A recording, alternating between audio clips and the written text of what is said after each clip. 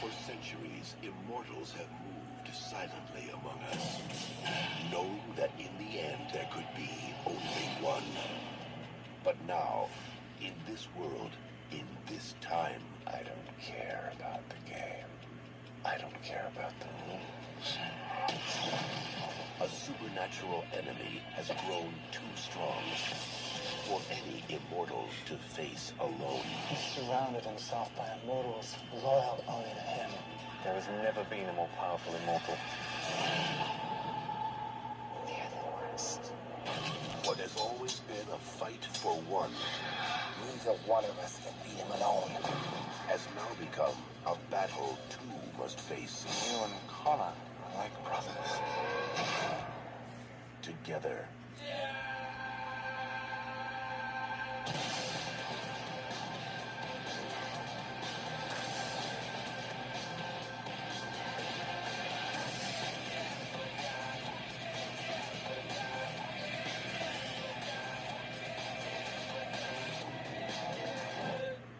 One of us has to die now, and you know it. Highlander Endgame. Yeah, needless to say, there was a much better crossover that came out about 19 years later that used the name Endgame, and I think that speaks for itself, but... Excuse me. But, Highlander Endgame. This is the fourth film in the Highlander film series, and it serves as both a continuation of the Highlander film series, as well as the Highlander TV series, which was apparently a success when it came out in '93.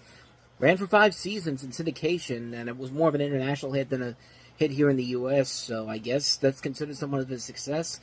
So you have the star of that show, Duncan MacLeod, played by Adrian Paul, the lead character of that series, and then you have Connor MacLeod, played by Christopher Lambert, the lead character of the films, and they have to work together to deal against a new enemy named Jacob Kell, who's a powerful immortal who is willing to break any rule to win the prize. And, isn't this kind of the same plot of every other Highlander movie, honestly? Like, you have somebody that wants to break the rules so much they want to do whatever it takes to live forever. Like, I mean, this would be fun, maybe, if there were fans of the TV series that were really into this, but you'd think with a crossover like this, there'd be more excitement for it, but this thing barely made any money at the box office. It kind of came and went, and, like, it didn't even make back its budget of $25 million. It only brought in, like, $15 million in general. But, I don't know, like, even people who are probably fans of the TV show, I don't think they would even get invested in this, because you really can't get invested in this. Like, if you can't get invested in two legendary things coming together into one movie, you clearly made some big mistakes in your life, and this film should be more exciting when you're combining the film's lead and the TV show's lead. I mean, it's like, how do you even fail at that? Like, maybe because the people who made this had nothing to do with the Highlander TV series in general. Maybe that's why it didn't work. I mean, nobody here works on the Highlander movie. Nobody here works from the Highlander TV series except the leading stars. And other than that, though, there's just nothing there. I mean, it's a boring, bland movie that feels like a lot of the other Highlander movies. Like, there really isn't anything there to really say about it that's any good. You don't buy into the chemistry between the two leads. Like, you're supposed to be really excited to see these two together. This is like the equivalent of, Jean-Luc Picard and Captain Kirk meeting up in Star Trek Generations. But even then, they didn't go all the way with it. But it was still fun to see them on the screen together. Here it's not. Like, you really cannot tell the difference between these two at all, because their acting just isn't all that good whatsoever. And it's just like, it just doesn't work. It does not work as a whole. It's a film that feels like a waste of time on so many levels. I feel for the Highlander fans, any of them out there who were legitimately excited for this, because really, we do not get to see anything of that noteworthiness here. It just feels like a waste of time. It feels like a waste of time and a last-ditch effort to save this series, which they made one more movie after this. Unfortunately, it went straight to sci-fi, so this was the last time anybody could see this on the big screen, and you probably would think they would expect more from this. Or at least I think they would, but, yeah, Highlander Endgame did not work as well as I think they wanted it to. So, with that said, let's move on to the last movie here, and that is Amanda Peet in the comedy Whipped. Destination Films brings you the naughtiest sex comedy you've ever seen. Vlog Magazine says Whipped is a riotous romp through dating hell. Next, please. It snaps, crackles, and pops with raunchy fun. Nice. Rolling Stone says Amanda Peet is primed to explode. She blew you away in the whole 9 yards. Now she's going all the way. your daddy. I think that was the most you ever asked me about myself. Radar starts Friday, September. The story here is that you have three single men gathering at a local restaurant every Sunday so they can discuss each other's sex lives. However, when each of them falls in love with one beautiful woman, played by Amanda Peet, their weekly ritual becomes something of a trial, and their once-strong friendship is put at risk. And let me put it this way. If you go on to Celebrity Movie Archive, which is this website that's basically the equivalent to Mr. Skin. If you want to find, like, a specific nude scene from anything in between, they'll usually have it on there. Let's just say that if a movie is claiming itself to be a raunchy sex comedy, and you go onto this website and you cannot find any nudity in there whatsoever, or any kind of legitimately sexy scenes in there, yeah, somebody's clearly lying to you when it comes to that. And yeah, nothing about this movie makes any sense whatsoever. It's a film that's trying to cash in on the success of American Pie. Everyone's trying to create their own success because American Pie was such a success. But American Pie worked because you actually like the characters and you actually like the raunchy comedy. Here, you don't get any of that, man. It's too mean-spirited. There's no characters you really get invested into. It's trying to be raunchy for the sake of being raunchy, even if it has to go with jokes that are not really all that funny or clever. And it's just a waste of time. And there is good talent involved in here. Amanda Peet proves that she can be a really talented actress. We've seen her in a couple of movies up to this point. Brian Van Holt, pretty good actor who's been in a couple of things, most notably Cougar Town. You have Jonathan Abrams, who we've talked about before. He's been in stuff like okay, clearly this is the wrong Jonathan Abrams. Apparently there's two Jonathan Abrams working in Hollywood. One's an actor, and I thought that this was the guy they were talking about, but no, this is the writer. This is the writer who's written for Mad Men. So, you know, hey, he found a way to evolve from here. Like, he worked on Mad Men, he worked on Raising the Bar. Callie Thorne was on Necessary Roughness and Rescue Me, Homicide. Bridget Moynihan, this is one of her early film roles. Of course, she's become a prolific actress in the years since then. There is potential here if a better script was involved and better writing was involved, and it didn't try to just straightforward rip off American Pie. But it just doesn't work. It's a movie that is trying too hard to bring you in with the TNA, and they don't even give you the TNA to begin with. It's a film that completely wastes your time. There's nothing about this movie that's enjoyable whatsoever. It's a waste of time. It's not funny. It's not clever.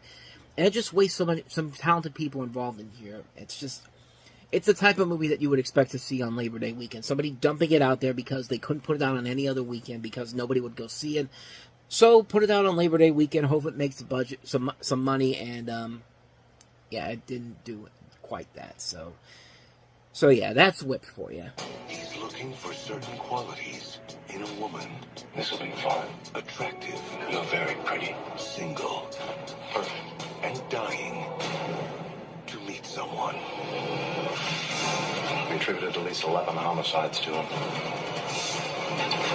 James Spader. I gotta make it. Marissa Tomei. Keanu Reeves. The Watcher. Rated R.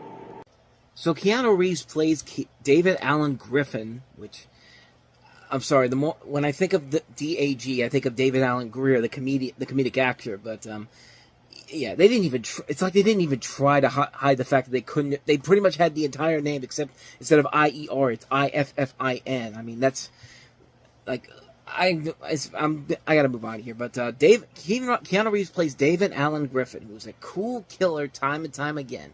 He chooses a female victim, studies her for weeks, till he knows her routine to the smallest detail, makes meticulous preparations using his forensic knowledge to gain entry when she's quite alone, subdues her, and admits a long, torturous death. You have Joe Campbell, played by James Spader, who gets so frustrated by his failure to capture Griffin in Los Angeles that he quit the FBI, moved to Chicago, and remains in psychiatric therapy, unable to function normally. And then he realizes when opening his mail too late that a new murder victim is Griffin's, and the killer sent him pictures of her. Campbell reports this to the police, but is unwilling to join them in their search, suggesting Griffin is too slick and clever, yet he won't get out of it that easily. Funny story about how Keanu Reeves actually got involved in this, and when I say funny story, I mean, wow, what a dick move by this guy. Supposedly Keanu Reeves was not interested in the script, but he was forced to do it because his friend, the director of this movie, Joe Chabarnik, forged his signature on the contract. Some friend that guy was, but But Reeves performed the role rather than getting involved into a lengthy legal battle. He reached an agreement with Universal in which he would not disclose what would happen until 12 months after the movie came out. Universal agreed to downplay Reeves' involvement in marketing, and I guess that's why he's the third-ranked name in the cast there, with James Spader and Marissa Tomei at the top. But Universal asked the film's producer to enhance Reeves' profit participation, which led Reeves to ultimately receive an additional $2 million. He was unhappy with the fact that his role, which was originally written as little more than a cameo, turned into a leading role while he was still being paid scale in contrast to the other leads. And this thing was actually called Driven at one point, even though there was another movie by Sylvester Stallone that was coming out with the same name, which we'll get into that one when we get to 2001. But yeah, what a dick move by this guy, by Keanu Reeves' supposed friend here, because when you look at this movie, it just feels like a watered-down version of American Psycho. Like, not even a good version of American Psycho, because you at least like that killer, even though what he was doing was completely wrong. But this, you could just tell that Keanu Reeves had no intentions on doing this movie. I mean, he was kind of forced into it. And it's just like, there's nothing about this movie, nor the performances, that really carried the load here. And it's not an engaging mystery at all, because you know who the freaking killer is, and you don't really get invested in the story or anything like that. And this is the type of movie that a studio would usually dump out in the early month of September, weeks of September, I should say, because that usually is another dumping ground month for movies. But yeah, there's just nothing about this movie that works. It's a boring film. It's very predictable. It's very formulaic. There's nothing special about it. It's just a mess. It's a mess on so many levels. I don't think I need to say too much more about this one. This is definitely one that I'm pretty sure Keanu Reeves regrets making, and he's made some movies around this time period that he probably does definitely regret making. We'll probably get to a couple more of them when we get in the next couple of months or so. But with that said, that is The Watcher. So let's go ahead and move on to our next movie, and that is Morgan Freeman, Renee Zellweger, Chris Rock, and Greg Kinnear in Nurse Betty. Where am I? Purgatory! Worse, you're in Texas. Why is this hitman obsessed? Lungs out of a wholesome Doris Day thing going. Why is this soap star in love? I've never met anyone like you. Why is this hothead hooked on soaps? On September 8th, get ready. I've been ready since Oklahoma. It's me. For Betty, Morgan Freeman, Renee Zellweger, Chris Rock, Greg Kinnear, Nurse Betty. What about Jess? Jasmine's a lesbian. Jasmine is not a lesbian. So in this, Renee Zellweger plays a small-town Kansas housewife waitress who suffers a nervous breakdown after witnessing her husband's torture murder, and she obsessively starts pursuing her favorite TV soap opera character played by Greg Kinnear, while in a fugitive state. And Morgan Freeman and Chris Rock play these two hitmen who kill her husband and subsequently are pursued to Los Angeles. And I'm going to be honest with you, I never saw this movie. I've never really seen it. I've heard about it. I've only seen little bits and pieces, specifically what I just showed you there in the trailer as well, but I've never really had the urge to go out and watch this movie in full. I've just never really felt like there was anything to it. I mean, it's directed by Neil LaBute, and Neil LaBute makes some very interesting movies. Of course, he made The Wicker Man. Before this, he did In the Company of Men and Your Friends and Neighbors. But this is one of those ones where I was just kind of like, I just really had no desire to see this film, really. I mean, I didn't think there was anything too crazy about it, but it's got some good reviews, and I mean, it does seem like it has mostly positive reactions to it, so it probably is a good movie. It's just one that I never really got invested into or wanted to go check out at any point.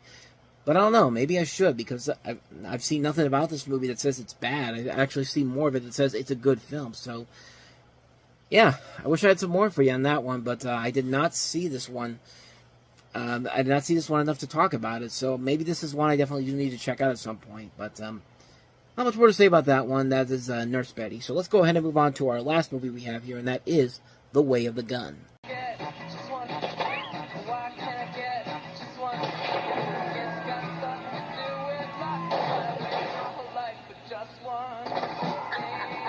Way of the Gun. Radar. Start. So you have a movie here that's basically two low-level criminals kidnapping a woman who's pregnant.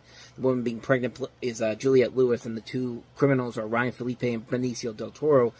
And she's pregnant with the child of a mafia money launderer, only to find themselves facing a more complex and dangerous situation than they first realized. And you also have James Caan in here, Taye Diggs, Scott Wilson is also in here as well.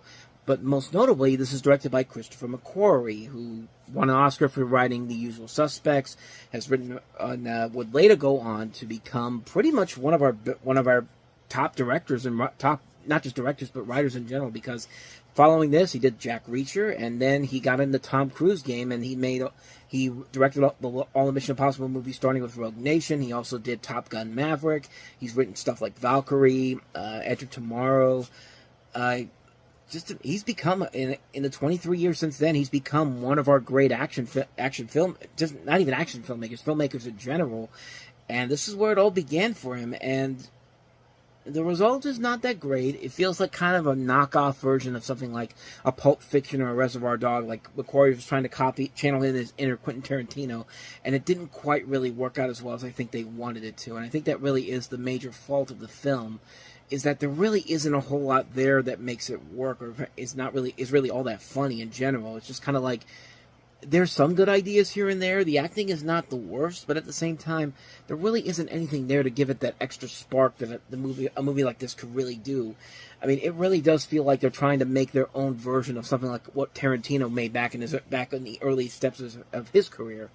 But certainly isn't the worst, but I would really kind of expect a lot better. But like I said, this guy has gone on to become a prolific not even, again, I say action filmmaker, but a filmmaker in general, and he's made a lot better movies than this. But I guess if you want to see his earliest work as a director, I guess this is worth a watch. But other than that, though, this isn't one I would say you really need to see right away. If you're just curious to see what McQuarrie did as his first directing job, this definitely works for that. But other than that, though, not really all that great.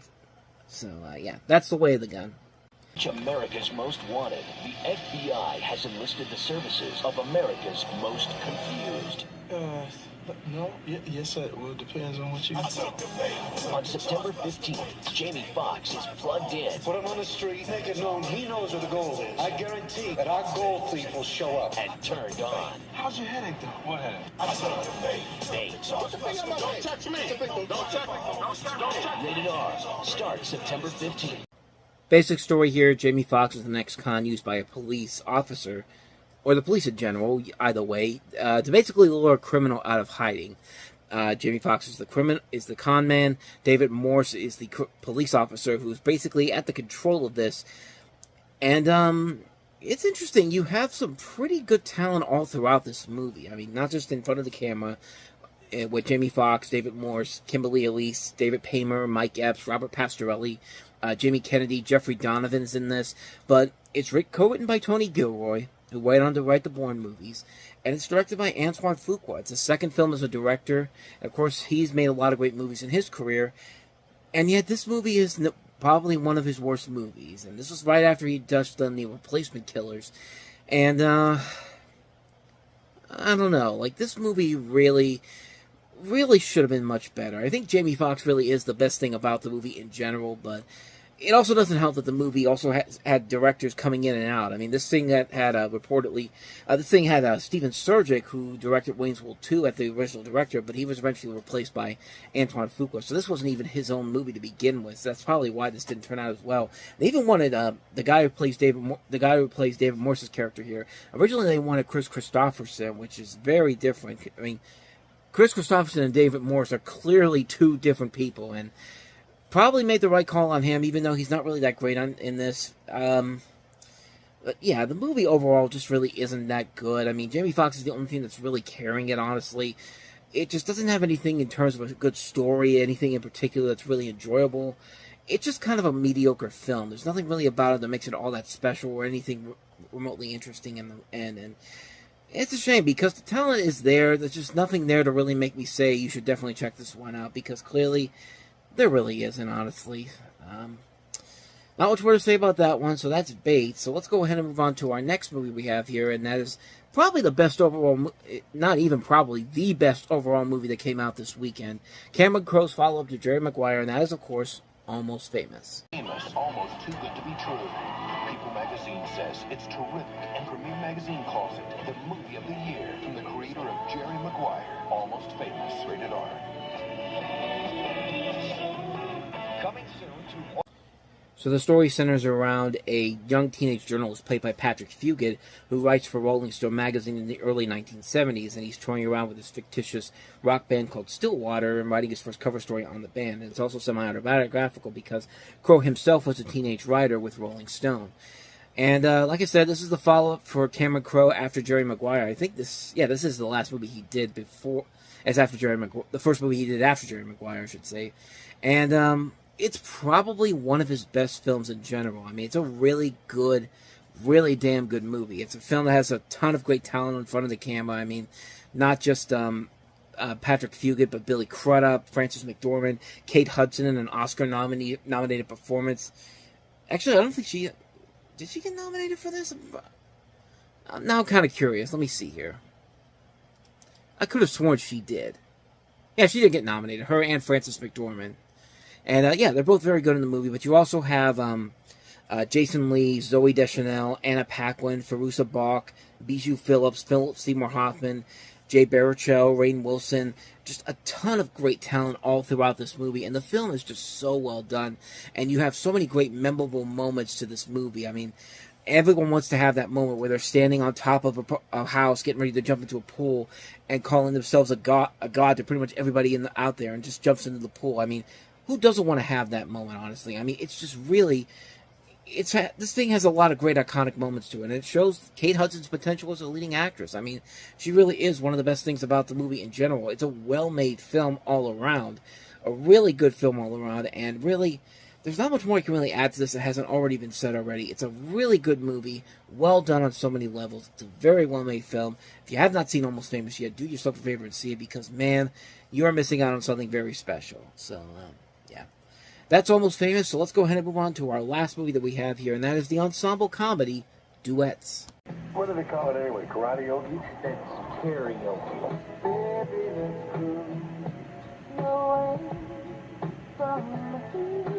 Hollywood Pictures invites you. Hi. To escape your problems and just duet.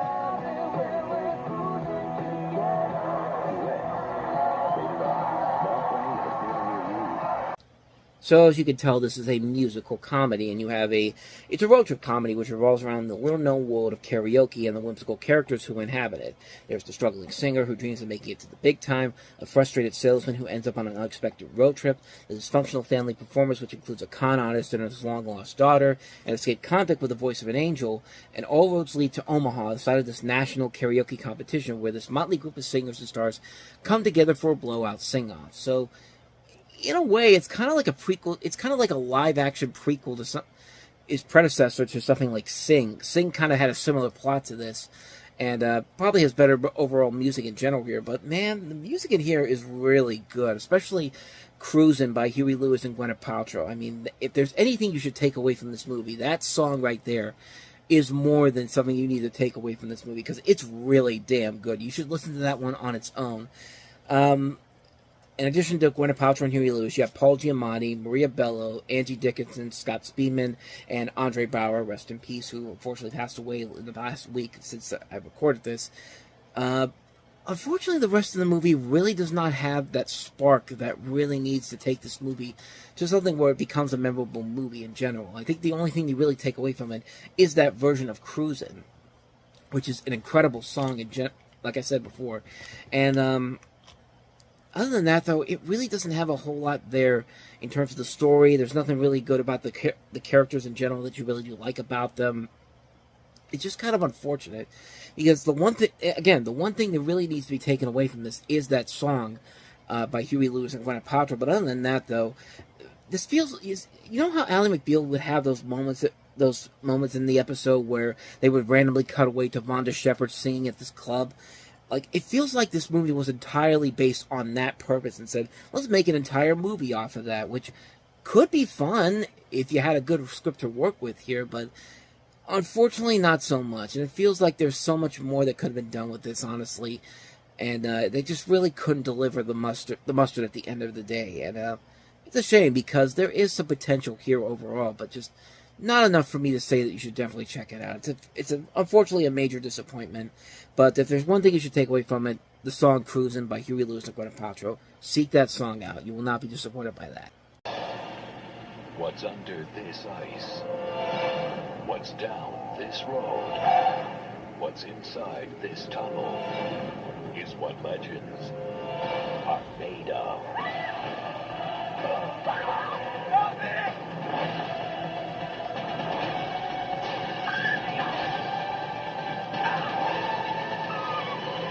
Urban Legends Final Cut. Who's there? Rated R. Open September 22nd.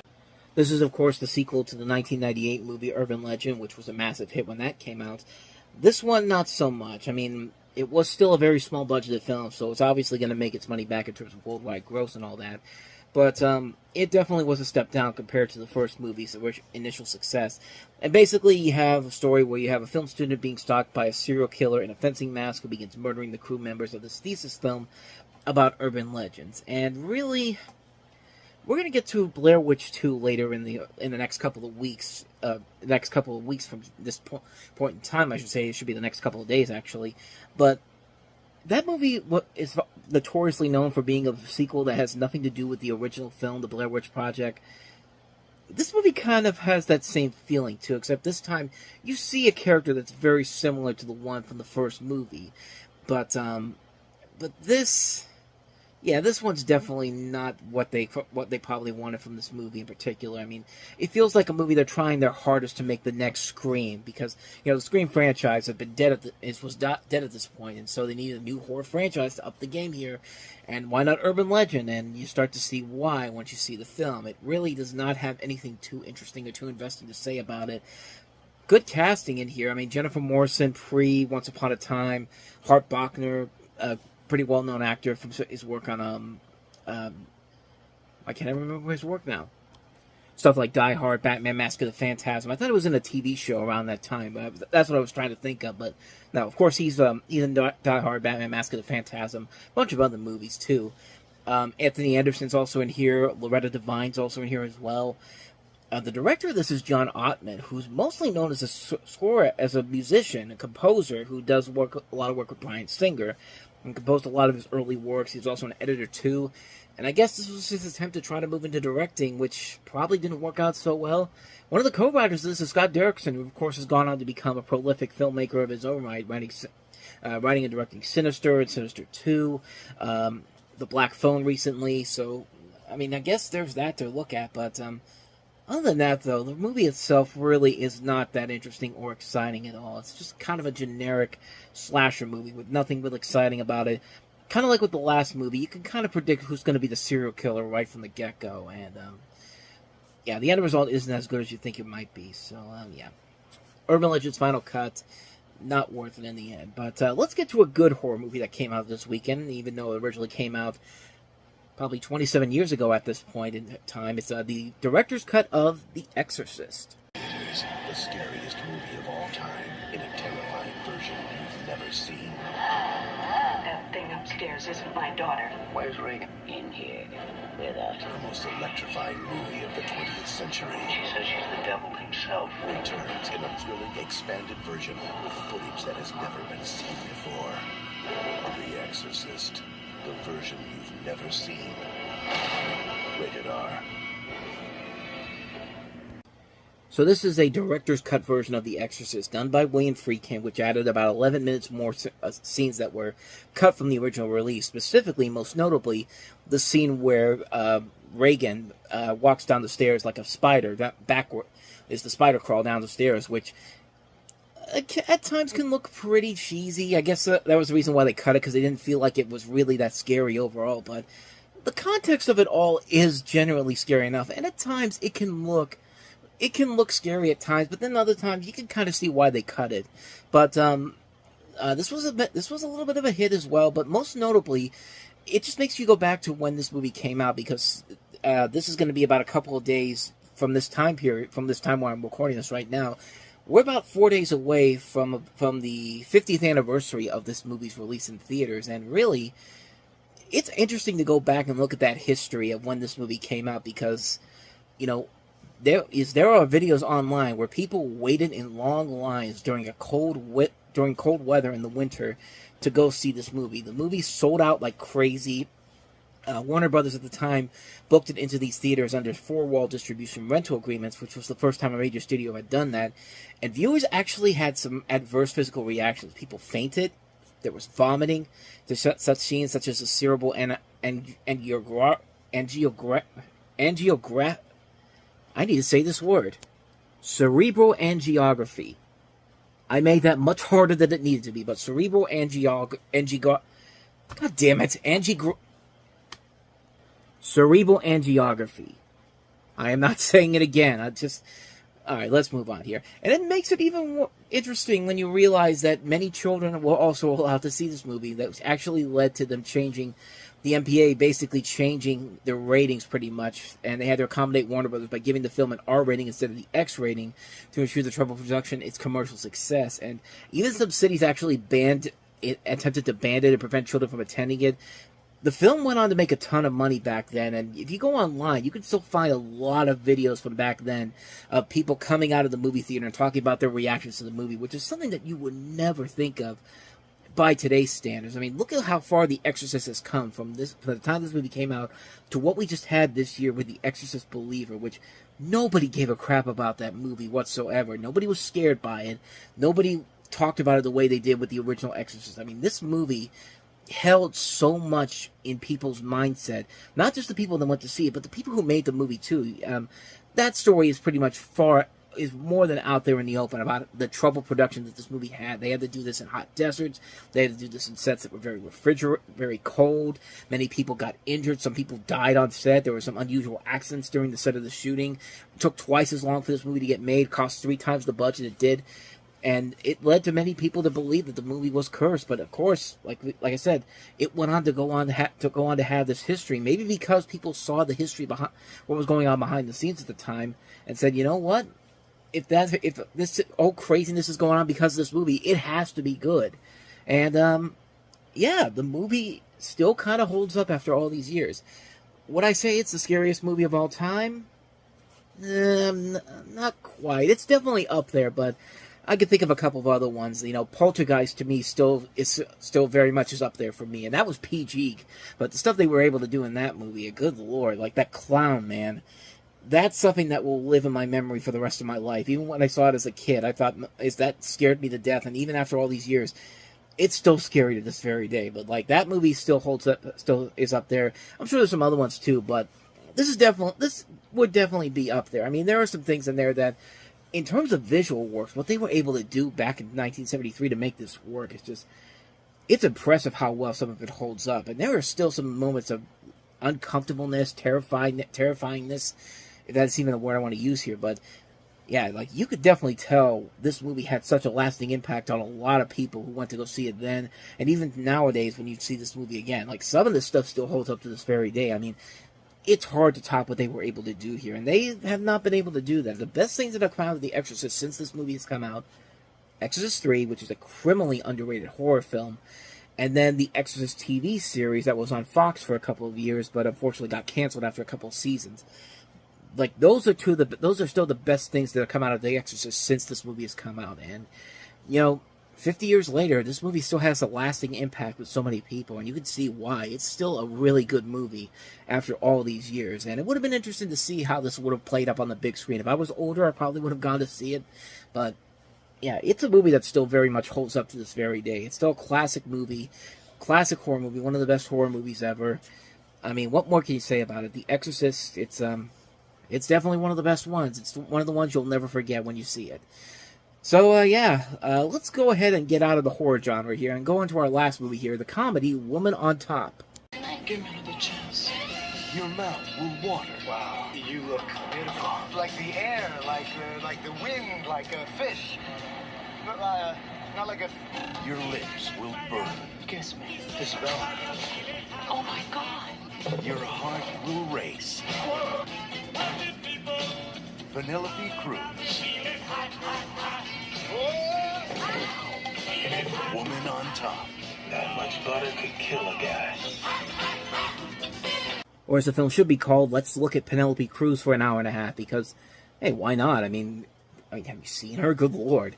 She plays a sultry Brazilian belle who's plagued by chronic motion sickness and a gifted chef and needs to be in control of every aspect of her life. In her car, in the kitchen, on the dance floor, and of course during sex.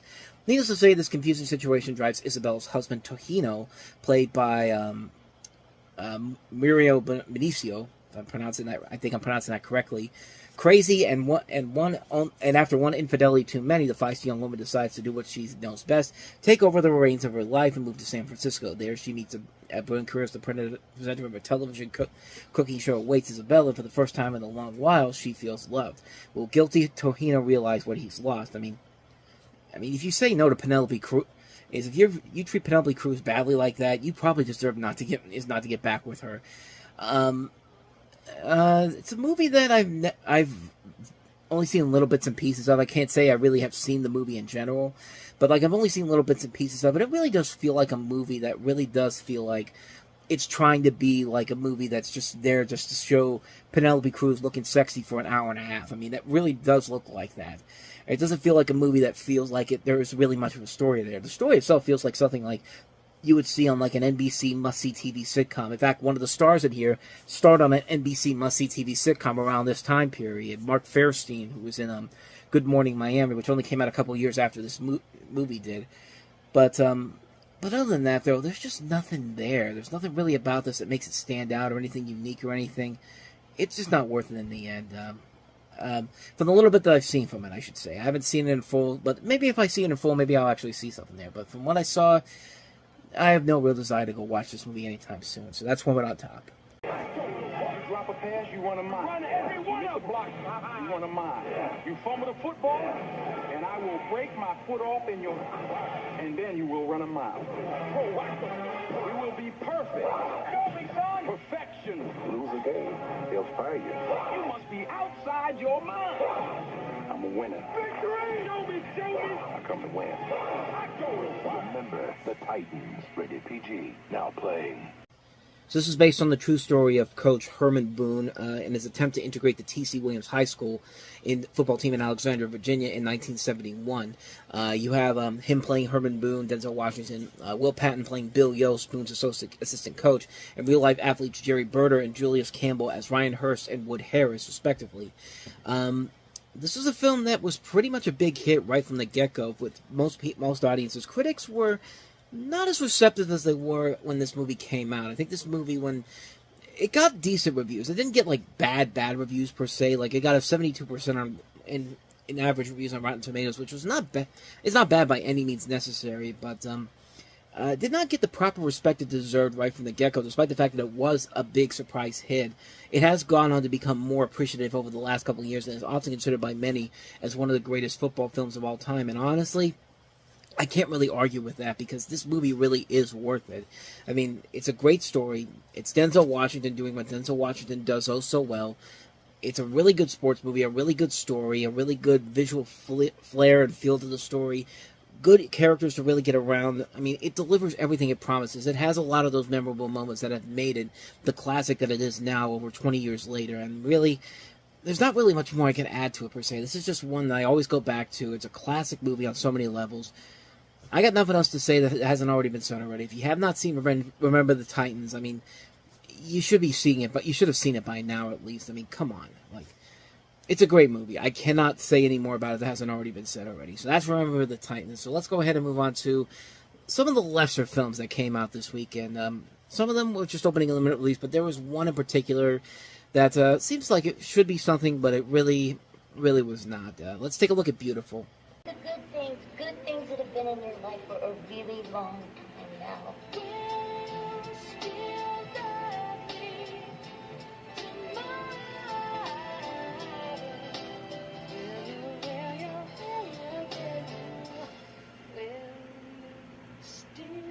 I don't know if I want to be pretend role models of thousands of little girls, or real role models of one. She may win, but the movie does not win in terms of a box office or a critical reception or a lot of things that really dampen this film overall, but you have a story here where sometimes you have to give up the life of your dreams to discover the dream of your life. On her journey to become the next American Miss, because heaven forbid we can't just say Miss America, because that's a company that owns, that's a respectable company, but not even a respectable company, that's a company that has that name, the name rights, I guess, but I digress. I'm wasting too much time here. You have a young woman played by Minnie Driver who's forced to reevaluate her life's goal, and in the process discover what's really important and what it truly means to be beautiful, which, you know, this movie, I say it's a disappointment because there is so much talent there. I mean, not only in front of the camera, but behind the camera. Sally Field, this is her first movie as a director, and you think with somebody like her, who's done so many great movies in her career, has got 2 Academy Awards, you would think that she would know how to handle a directing role like this, but in a way we have a good script to work with here. But you also have great talents in front of the camera. I mean, Minnie Driver, Joey Lauren Adams, Brigitte Wilson, Kathleen Turner, the Pepsi girl Hallie Kate Eisenberg, and you have a movie that could easily be a satire of the Miss America pageant, and that's where the film really stumbles for me. That's where the film really just falls apart, because it doesn't go the way that you want it to go. It really feels like Sally Field wanted to make a movie that really wanted to be so safe and so not go against something, I mean, that should be easily made fun of, because, you know, the Miss America pageants in general have had a lot of notable history that would make for great satire. Could make for great satire. I mean, Little Miss Sunshine did it so well, even though that was more of a little kids pageant. But Miss Congeniality, which came out later in the year, I think did it much better in general. And, you know, this movie just really does not have anything of noteworthiness to it. It doesn't go for the jabs and punches that they should do with something like this, and it really stumbles because of it. But on top of that, you have a character that is so detestable, that is so intentionally detestable too. Sally Field purposely made this character the most hated person ever. She literally said, "Too many women characters in movie today are saintly. They aren't allowed to have colors like ambition, drive, passion, and desire. I like seeing a character who is flawed and who makes mistakes. Mona isn't nice. She walks a fine line between being liked and hated. She doesn't ask the audience to like her very often. In fact, she never asks for that. I hope by the end you come away wanting her to survive. You may not love her or want to be your best friend, but I think you can care about her and identify with her struggle." I identify with her struggle if you did make her somewhat likable. I mean, yeah, she's got a point where you can make a movie where a woman character can be likable, but you still kind of have a soft spot for them. But in this case, you just don't like these people at all. And not just Minnie Driver, but everybody else in this movie is so badly written, and it just really hurts the movie in the long run. And it's a shame, because there is just so much potential there. It plays it way too safe. You don't like any single one of these characters whatsoever, and it just really hurts the movie in the long run. You expect so much more, and you just don't get it. You don't get anything of value to this whatsoever, and it just really is just so melodramatically bad. I mean, this is something that you would see on, like, the Hallmark Channel or a made-for-TV movie of the week. There is no reason to bring this to the big screen whatsoever. This is just a bad movie, man. This is just a major disappointment on so many levels. It's the talent that they have in front of the camera and behind the camera. You expect so much more, and you just don't get it here. So, yeah, Beautiful is certainly not a beautiful movie. I'll just say that. But hey, let's move on to our next movie, and it's probably the best overall film that came out this week in general, and that is Christopher Guest's Best in Show. Everywhere are calling Best in Show the funniest movie of the year.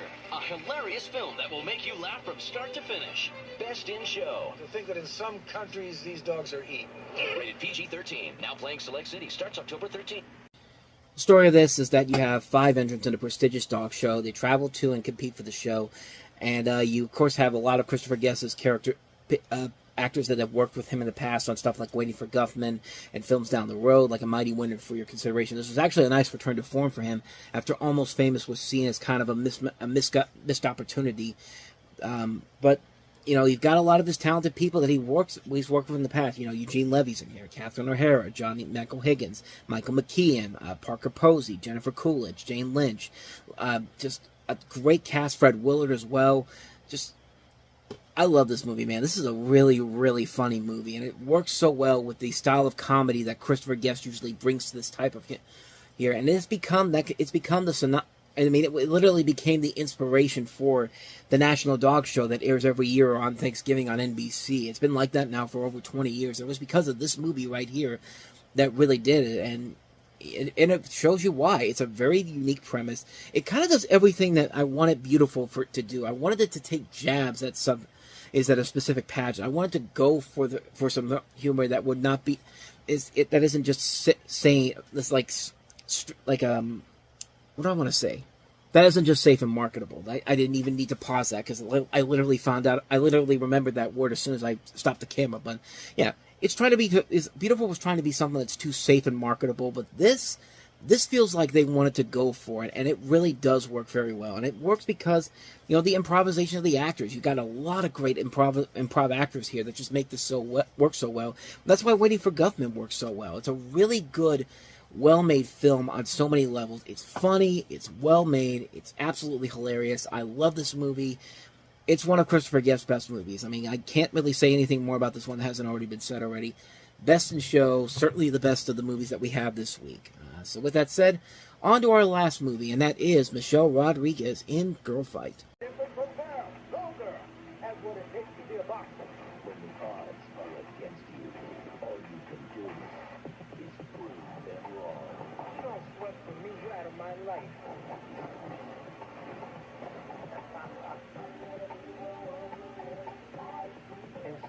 You know yourself?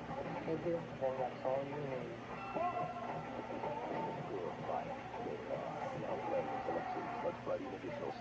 So Michelle Rodriguez plays a troubled Brooklyn high school student who decides to channel her aggression by training to become a boxer, despite the disapproval of both her father and her prospective trainers, as well as the competitors in the male-dominated sport. This is directed by Karen Kusama, who later would go on to direct Aeon Flux, but then would direct the far superior Jennifer's Body. But you know, that one's probably my favorite film she's done. But this one's pretty good too. It does show what Michelle Rodriguez can bring to the table as a leading actress, and she plays the role here very well. I think she does work this role very well. And I mean, this is a film that really has a lot going for it. It has a really good idea to it, and it's not afraid to take chances. It really is a well-made film, a very unique concept in general, and you know, a first-time filmmaker made this movie, and it's something that really does show what a first-time director like this can really bring to the table here. And like I said, Michelle Rodriguez really does carry a lot of the load here. I think it's a very good performance. It shows her abilities as an actress that I don't think a lot of people really are taking a lot of opportunities with as of late, you know, because she's so associated with the Fast and Furious movies. And she's not really given a whole lot to really range herself as an actress as of recently. At least I would think that not, because, you know, I haven't really seen her in anything that makes her stand out more than what she brings to the table in this movie here. And it's when they put her on all these different action movies in general, there's not really that whole lot they give her, honestly. Like, it's really underplaying her true potentials here. Like, I really am trying to think of what probably the best movie she's done since then. Maybe Widows, which came about 5 years ago, I think, the Steve McQueen film. I think that's the closest one I can think of that really shows what she could do as a leading actress. And I think this movie here really shows that, hey, there is the potential there. There's not a lot of people are really giving her that opportunity to really go that route, except for somebody like Steve McQueen.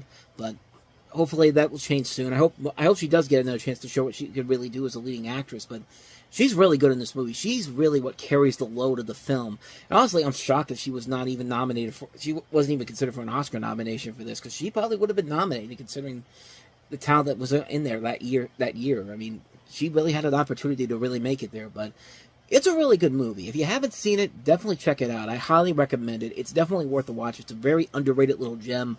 Girl Fight. It's actually really good.